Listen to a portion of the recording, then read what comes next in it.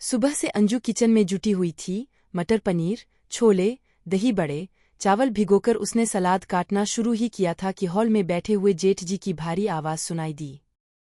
पूनम, गुड़िया की गोद भराई की रस्म तो अच्छे से निबट गई, पर अभी तो शादी का असली मोर्चा बाकी है। किसी बात की कमी नहीं होनी चाहिए, कहीं ऐसा न हो सारे किए कराए पर पानी फिर जाए। आप निश्चिंत रहिए। अजिठानी पूनम का तीखा स्वर अंजू के कान में पड़ा। असगाई के समय मैंने पूरा काम कितनी अच्छी तरह निपटाया था, भूल गए क्या? अंजू का मन किया ठहाका मारकर हंसे। आत्मप्रशंसा में तो इनका जवाब नहीं। कितनी खूबसूरती से उन्होंने सारा श्रेय खुद ओढ़ लिया।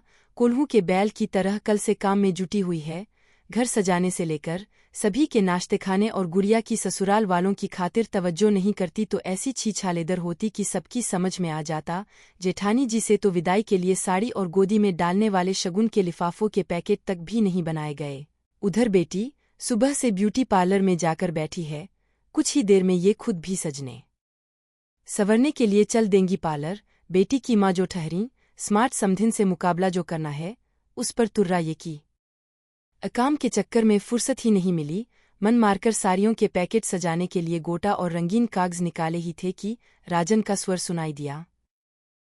अरे 7 बजने को आए और तुम मैली साड़ी लपेट कर बैठी हो। भई, जवाब नहीं तुम्हारी काहिली का। सबके सामने अपना फुहरपन दिखाओगी जरूर। सारा घर तैयार बैठा है, लड़के वाले बस आते ही होंगे और तुम आराम फरमा रही हो। अंजू का मन भारी हो आया। खुद को होम भी कर दो इस घर के लिए, फिर भी प्रशंसा के 2 शब्द मिलने मुश्किल हैं। उधर सासू माँ और छोटी ननद तो राजन के शब्द सुनकर ही तृप्त हो गई होंगी। अंजू लिफाफे तैयार कर ही रही थी कि बड़ी ननद आ गईं। एक वो ही हैं इस घर में जिन्हें अंजू से प्यार भी है, सहानुभूति भी। कभी कभी उसे लगता है चालाक लोमड़ियों की इस भीड़ में भोले मेमने सी ये ननद कैसे आ गई। अरे अंजू, तुम तैयार नहीं हुई अब तक? बच्चे भी ऐसे ही घूम रहे हैं। उठो, तैयार हो जाओ, लिफाफे मैं तैयार कर देती हूँ। लड़के वाले पहुंच गए, लेकिन अब तक न गुड़िया पहुंची थी न जेठानी जी। राजन अपनी चिर कभी सब्जियों के डोंगों पर उतार रहे थे, कभी बोन चाइना के डिनर सेट पर। आखिर अंजू के मुख से निकल ही गया, सुबह से अकेली ही लगी हूँ, फिर भी आप हैं कि जलील करने का कोई मौका नहीं छोड़ते। तो कोई एहसान नहीं किया है मैडम। अंजू ने एक लंबी सांस ली। राजन की ऊंची आवाज बैठक में उपस्थित लोगों के ठहाकों में डूब कर रह गई, वरना कितनी फजीहत होती। राजन को कितनी बार समझाने की कोशिश भी की है उसने, पर नहीं समझते। जरा बड़े भैया को तो देखें, कुछ न करते हुए भी भाभी की प्रशंसा कैसे करते रहते हैं। जब भैया भाभी यही साथ में रहते थे, घर का पूरा काम करती थी अंजू, और गुणगान भाभी का होता था। हरदाहीनता का आवरण ओढ़े अम्मा भी हमेशा भाभी की वाहवाही में जुटी रहतीं। इन लोगों ने कभी समझने की कोशिश ही नहीं की कि इनके निष्ठुर व्यवहार ने अंजू की संवेदनशीलता की हत्या कर दी है।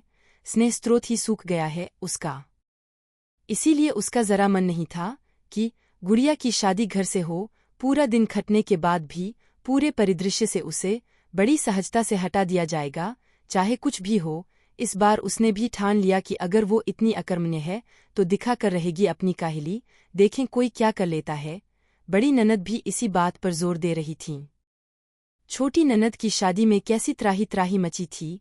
अंजू ने याद किया जब इन शादी से 1 हफ्ता पहले उसे निमोनिया हो गया था। जेठानी जी किचन में खड़े खड़े कभी कामवाली मुन्नी पर चिल्लाती थीं, कभी भिया और अम्मा पर।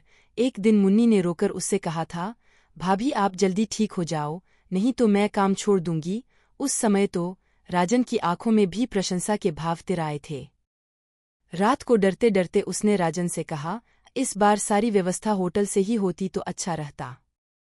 राजन ने उसे ऐसे घूरा कि सकपका कर रह गई अंजू। आगे कुछ कहने की हिम्मत ही नहीं हुई। अभी गर्जने लगेंगे, पूरे दुर्वासा के अवतार हैं। डिनर टेबल पर भैया ने खुद ही बात छेड़ दी। भई, गुड़िया की शादी होटल से होनी चाहिए या घर से? जेठानी जी ने तो खर्चे की बात करके बात को रफा दफा कर दिया। अम्मा ने भी बड़ी बहू की बात का अनुमोदन किया। अंजू मन ही मन चिढ़ उठी। भैया की आंखें अभी भी राजन पर टिकी थीं। उन्होंने राजन से सलाह मांगी तो चश्मे के भीतर से झांकती उनकी आंखें किसी सोच में डूबी थीं। आप सब लोग सही कह रहे हैं, घर की रौनक की बात ही कुछ और रहती है, लेकिन मुझे अंजू से पूछना पड़ेगा। कहने को दूसरी औरतें भी हैं, इस घर में, लेकिन जहाँ जिम्मेदारी की बात आती है वो अंजू के अलावा कोई नहीं लेना चाहता। ऐसे में अंजू अकेली पड़ जाती है। याद है छोटी की शादी में कैसा हड़कंप मचा था। समय से किसी को नाश्ता भी नहीं मिला था। मेहमान अलग कुंडकुड़ा रहे थे कि तैयारी नहीं थी तो बुलाया क्यों। राजन बोल रहे थे। अंजू स्तब्ध हतप्रभ सी सुन रही थी। ऐसा लगा जैसे निर्मल शीतल ठंडी ठंडी बयार ने उसके सारे अस्तित्व को अपने में समेट लिया हो, जैसे किसी ने उसके जलते सुलगते हृदय पर ठंडा ठंडा फाहा रख दिया ही। सबकी निगाहें उस पर केंद्रित थीं, लेकिन अंजू को होश कहाँ था। वो तो राजन के कहे शब्दों की ठंडक के एहसास तले डूब उतर रही थी। अनायास ही आंखें सजल हो उठीं उसकी, प्रकंपित होंठों से इतना ही निकला, मुझसे क्या पूछना, गुड़िया मेरी बेटी नहीं है क्या? अगर आपको ये कहानी अच्छी लगे तो कृपया मेरे चैनल को लाइक, शेयर और सब्सक्राइब करें।